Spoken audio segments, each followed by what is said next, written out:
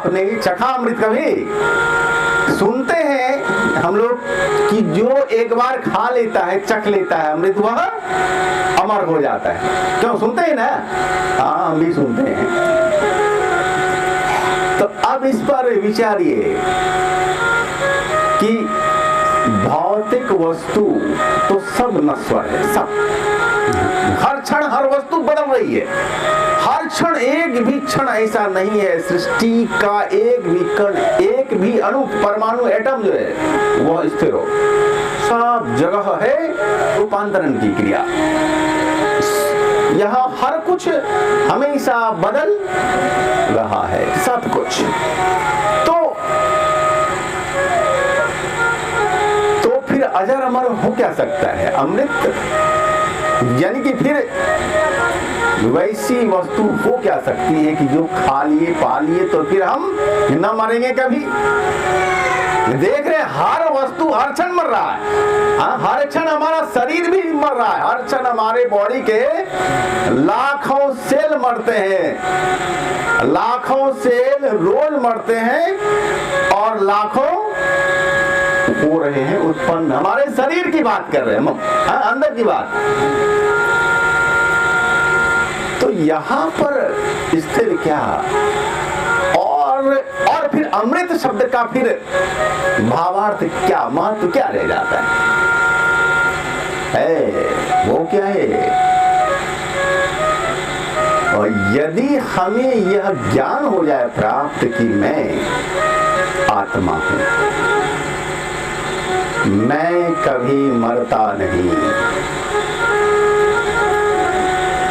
मैं अजर अमर अविनाशी हूं, वास्तव में हूं, और इसका ज्ञान हो जाए, अनुभव हो जाए। ज्ञान जो है, मैंने कहा, सुन लिया, हो गया ज्ञान, ये ज्ञान नहीं होता। ज्ञान होता किसे?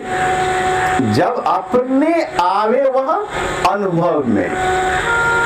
मैं 1000 बार कहूं कि खीर का स्वाद बड़ा अच्छा होता है, और जिसने नहीं खाई हो खीर कभी, उसको ला के बोलिए, हाँ सुन तो लेगा, रट भी लिया, हाँ स्वादिष्ट होती है खीर, लेकिन फिर उसको अनुभव नहीं होगा, उसका बोध नहीं होगा।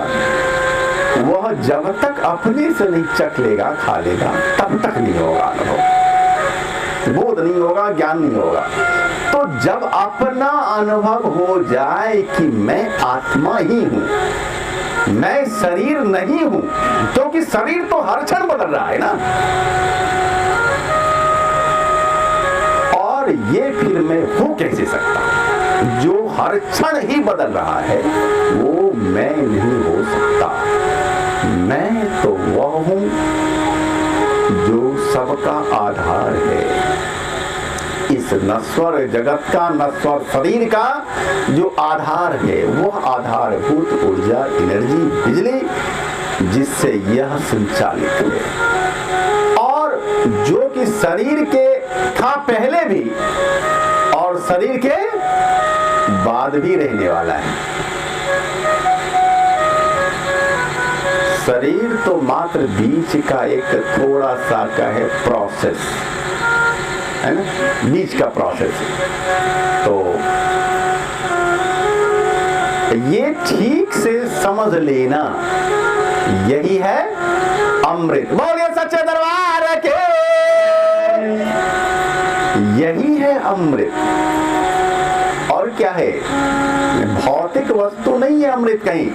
ये जान लेना, बोध हो जाना कि मैं अजर अमर अविनाशी आत्मा हूं, तो आपने अमृत चख लिया।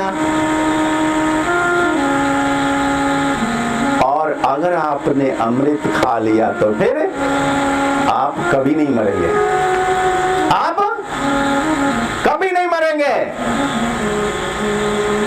क्योंकि आप जन्मे ही नहीं कभी। आप जब जन्मे ही नहीं तो फिर कौन मरेगा? ये शरीर जन्मा है ऊपरी स्तर जो है बोध का, जो सोच रहा है, ऊपरी स्तर है सब, अभ्यंतरिक स्तर मूल जो है वो तो बस है, वह आत्मा है, वह ऊर्जा है। आप एक छोटे से कागज के टुकड़े को नष्ट कर सकते हैं, ये कागज हो जाएगा नष्ट। हाँ? यदि हमें कोई व्यक्ति एकदम इसे नष्ट करके दिखा दे तो मैं मान लूंगा। इसे क्या करेंगे आप साहब? इसे जला दीजिएगा बहुत तो। अरे जला दिए तो राख बचेगी ना। अब क्या करेंगे आप इसका? अब इसे आप छिड़क दीजिए कि आंखों को दिखाई न दे, मिट्टी में मिला दीजिए कि तो दिखे नहीं, लेकिन यह सूक्ष्म रूप में है, यह बिल्कुल नहीं हुआ नष्ट। और हुआ था क्या कि बेचारा गोरा था और जला देने के बाद हो जाएगा काला,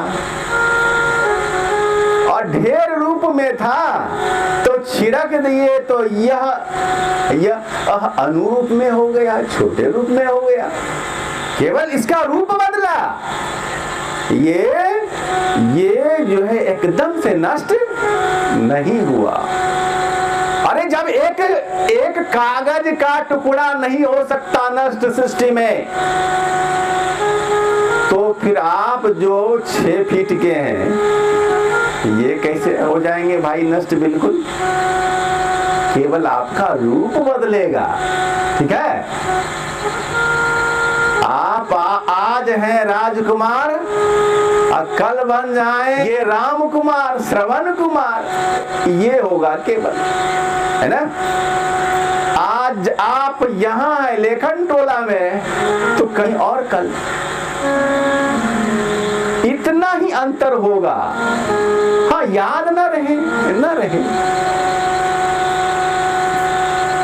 लेकिन है अस्तित्व आपका हमेशा से था और हमेशा रहने वाला है, क्योंकि ऊर्जा संरक्षण का सिद्धांत कहता है विज्ञान का कि विश्व की टोटल ऊर्जा की मात्रा हमेशा रहती है अचर, हमेशा एक समान स्थिर रहती है।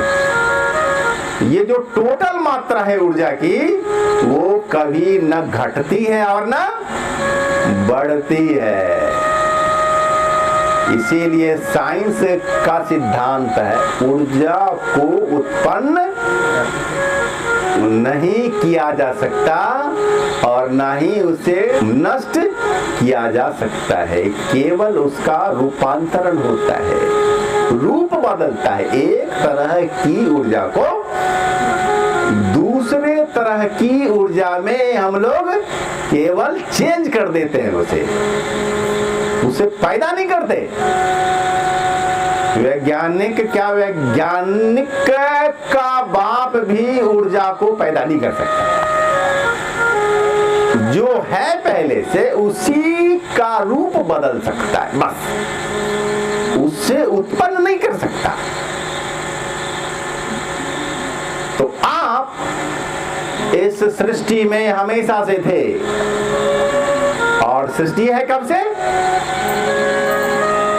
साल दिन महीने में इसे जोड़ नहीं सकते आप, ये संभव नहीं। ये सृष्टि है कब से? साल दिन महीने में जोड़ नहीं सकते। ये है और अनंत है और असीम है। सृष्टि कहां तक है, दुनिया कहां तक है, पता है किसी को? है पता? अगर कोई कहे यहां तक है तो भाई फिर आगे क्या है? वहां तक है तो फिर क्या है आगे? है अनंत का तत्व प्रश्न यह, फिर क्या होगा उसके बाद? तो फिर क्या होगा उसके बाद और आगे क्या होगा, क्या है? यह तो अनंत का है प्रश्न। जब मैं नासवर नहीं हूँ, अमर हूँ, तो फिर शरीर की जरूरत क्यों पड़ी? ठीक है, आपका प्रश्न है, आप नश्वर नहीं हैं, आप आत्मा हैं, अजर अमर हैं, तो जरूरत क्यों पड़ी? जरूरत आपको नहीं पड़ी, जरूरत आपको नहीं पड़ी। ये तो खेल है परमात्मा का, सृष्टि में खेल चल रहा है। और खेल क्या है? खेल है उनका संतुलन वाला खेल, बैलेंस का खेल चलते रहता है। सृष्टि में केवल वही है, एक वह परमात्मा ही है, दूसरा नहीं कोई। तुमको परमात्मा ने बनाया नहीं है, वो खुद ही तुम्हारे रूप में अवतरित हो गया है। यदि परमात्मा ने किसी को बनाया होता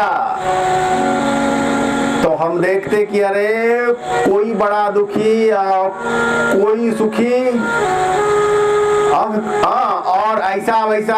यहाँ जो खाई है आपस में, जो दूरी है, जो भेदभाव है इतना, तो मैं बड़ा खिसियाता भगवान पर। और जब यदि मिलता भगवान हमको कहीं तो है बड़ी मार मारते हम उसको।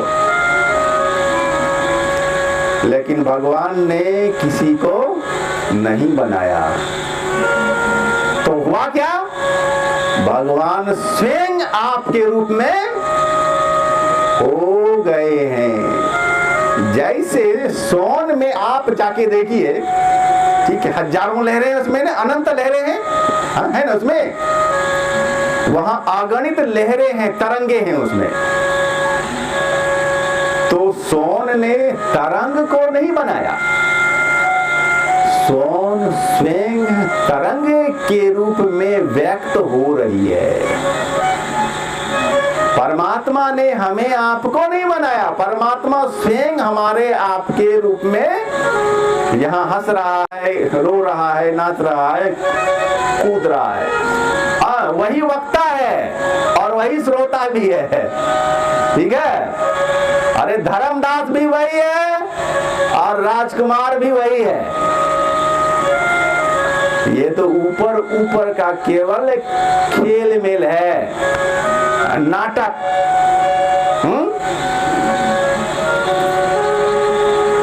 जिसको जैसा रोल मिलता है वैसा ही अपने को वो समझने लगता है ना। नाटक यह चलता है, सभी अपने अपने रोल में हैं और वही मान रहे हैं ना, हम हैं स्त्री, हम हैं पुरुष, सब बकवास। ये तो केवल ऊपर का भेद है, वास्तव में आप केवल और केवल आत्मा है, ऊर्जा है, एनर्जी है, और आपका कोई लिंग नहीं होता, आत्मा का कोई लिंग नहीं होता। स्त्री पुरुष ये सब ऊपरी बात है। और जो आज है स्त्री वो कल बन सकती है पुरुष, और जो आज है पुरुष वो कल स्त्री के भी रूप में वो हो सकते हैं। तो ये सब तो चलते रहता है।